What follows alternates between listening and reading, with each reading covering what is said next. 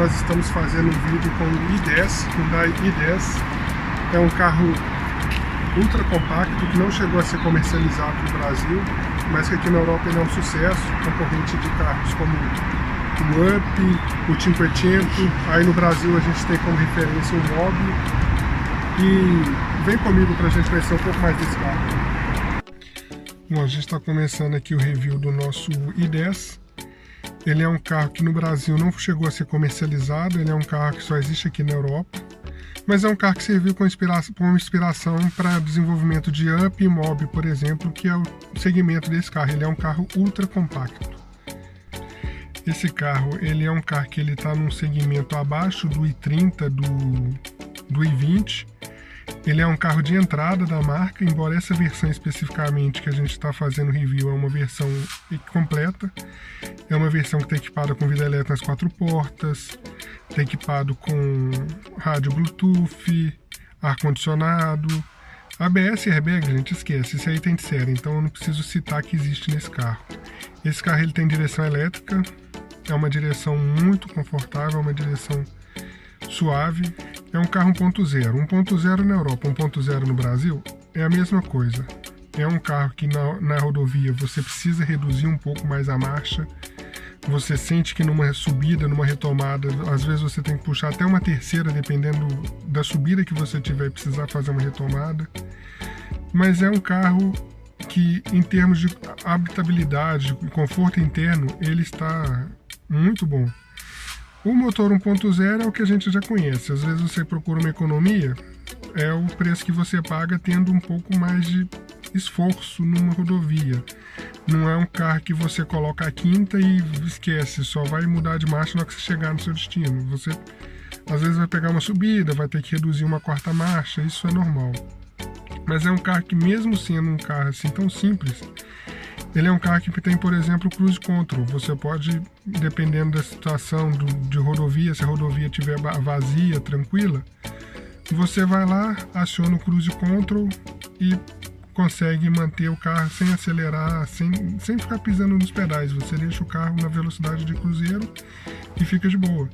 Eu particularmente gosto um pouco dos sistemas daqui, que é um sistema que você pode ficar modulando a velocidade que você faz a sua velocidade cruzeiro. Você não precisa, por exemplo, setar 120, 130 km por hora e ficar. Você pode baixar, diminuir, dependendo, às vezes você está numa região com um pouco mais de trânsito, você vai lá e baixa o seu cruise control e ele vai numa velocidade menor. Abriu pista, você acelera pelo cruise control mesmo, você sequer precisa encostar no pedal. Então você consegue ter um carro que você dirige ele praticamente pelo volante. Você não precisa ficar mexendo em acelerador, freando, essas coisas. Você consegue até mesmo variar a velocidade do carro pelo Cruise Control. Aqui no painel a gente pode perceber, é uma solução que eu particularmente aprecio muito, que todos os comandos de iluminação estão aqui na chave de seta. O comando que a gente tem ali no painel ali é somente a questão de regulagem de elétrica do farol, para você não ter aquela coisa de ficar girando a chave. Isso aqui é assim, se seu carro estiver cheio, você varia essa posição aqui, se seu carro estiver vazio, você põe em outra, e aí o seu varal sobe ou desce em função desse ajuste. A única coisa que você tem no painel é isso. O restante está aqui na chave de seta em termos de iluminação. Tem esse volante que é bem completinho, tem esses recursos de você simplesmente apertar uma tecla aqui, é mais barato do que aquele sistema como se fosse um scroll de mouse.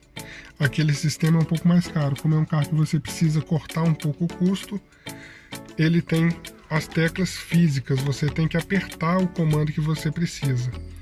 Aqui você tem o meu querido Cruise Control, onde você pode apertar essa tecla. Vou ligar o veículo aqui. Você pode apertar essa tecla, acende uma luz verde no painel, e você apertando essa tecla de ajustes, essas teclas de ajustes te permitem aumentar ou diminuir a velocidade setada. Lógico, o carro parado ele não vai habilitar, mas com o carro em movimento ele escreve uma tecla, ele escreve 7 em verde lá do lado do marcador do Cruise Control, e você apertando o mais ou o menos, você consegue regular a velocidade que você deseja que o carro ande. Em carros mais completos, a velocidade que você quer que o carro trafegue, ele escreve nesse painel digital ali. Esse carro especificamente não, esse carro você vai aumentando ou diminuindo a velocidade, você percebe qual que é a velocidade que você setou em função da velocidade que o carro estiver. No velocímetro que você percebe essa regulagem. Ele é um carro com um painelzinho bem interessante. Vocês vão ver que o porta-luvas dele, em outros civis que eu já fiz, a gente percebe um porta-luvas climatizado.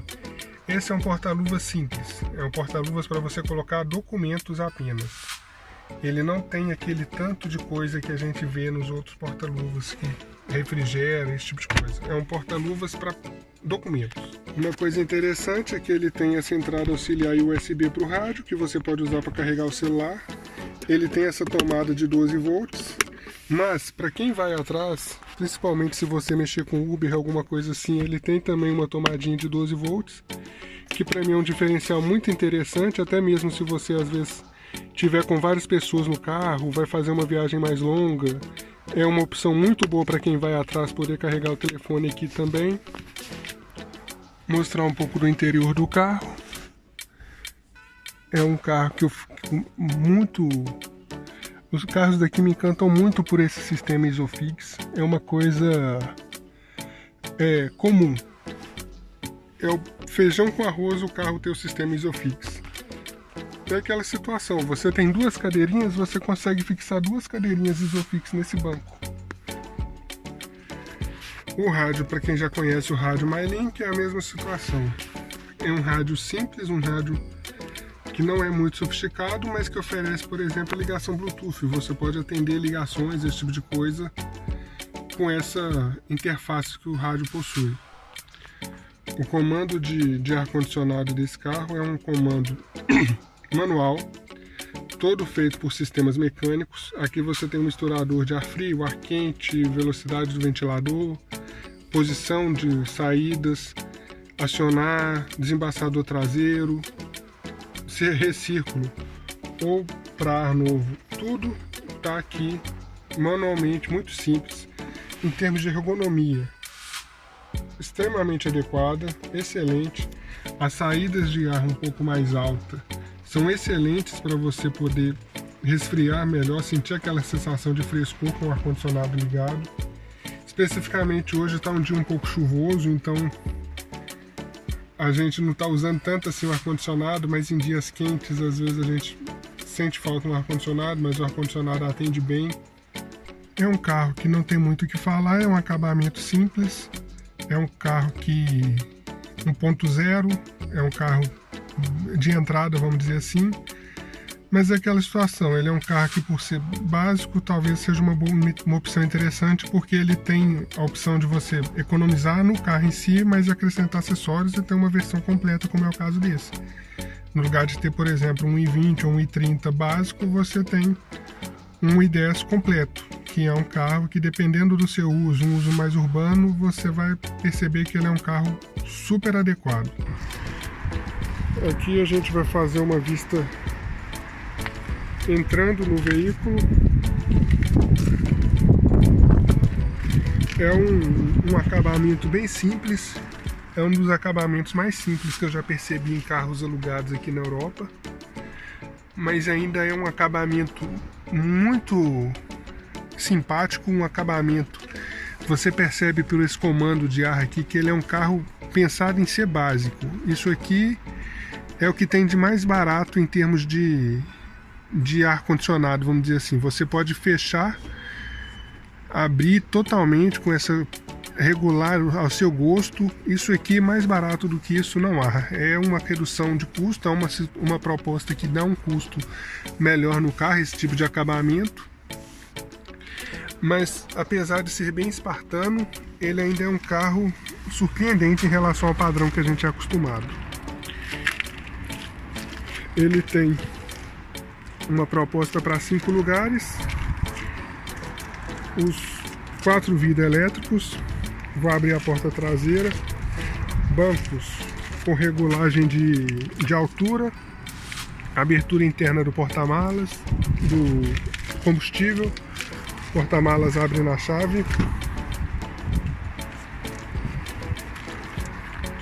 Painelzinho de porta traseiro, interior traseiro. É um carro compacto.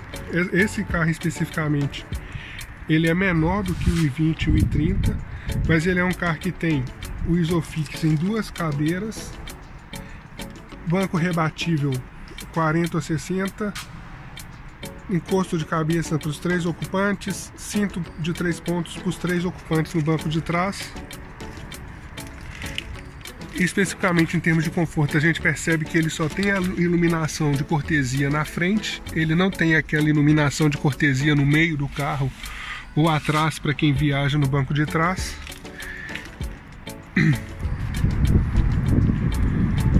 Bom, em relação ao i20, a gente percebe que ele é um carro que tem a neblina embaixo ali, um conjunto óptico traseiro e dianteiro muito simples.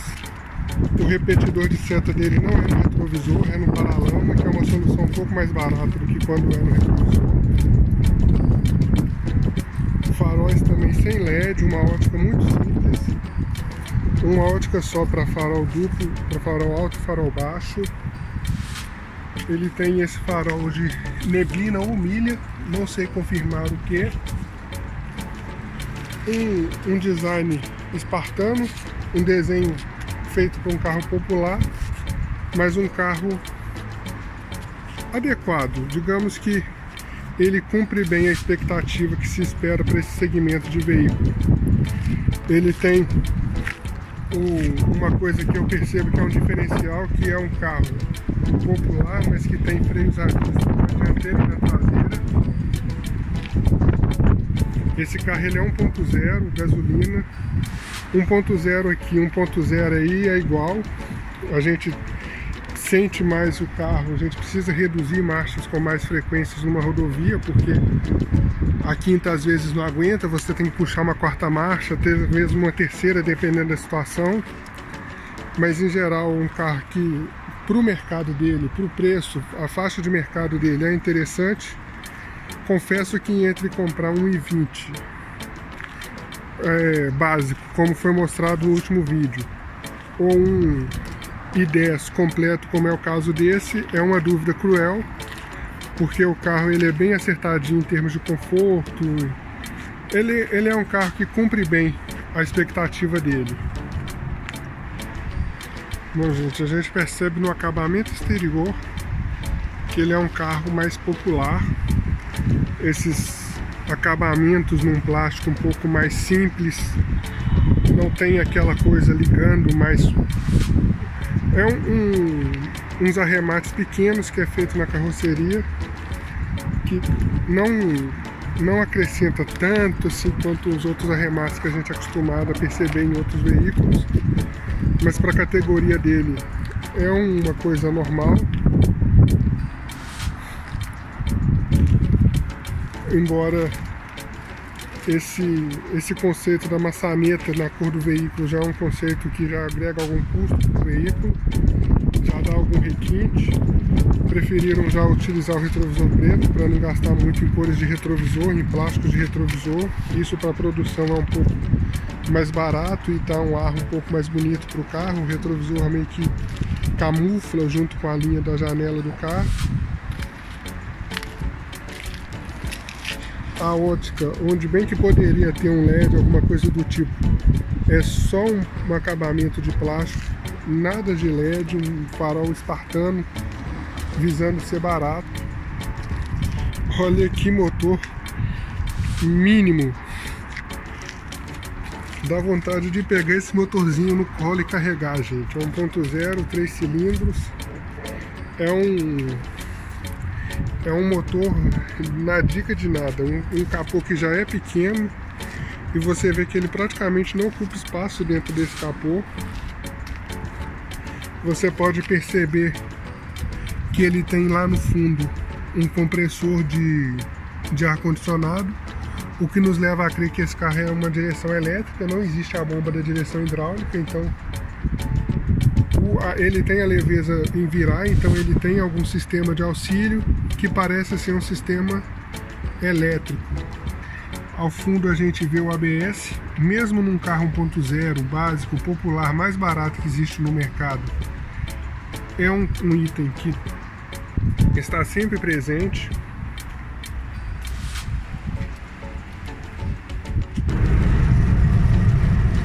O carro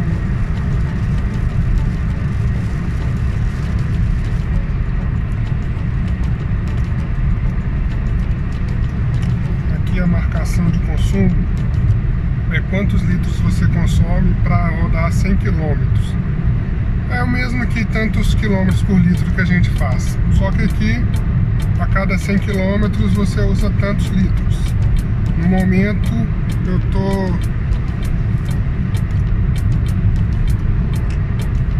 sumiu o menu, estou fazendo 5,8 litros em 100 km.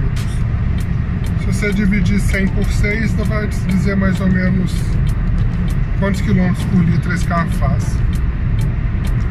É um painelzinho bem espartano, bem simples, mas é um painelzinho bonito.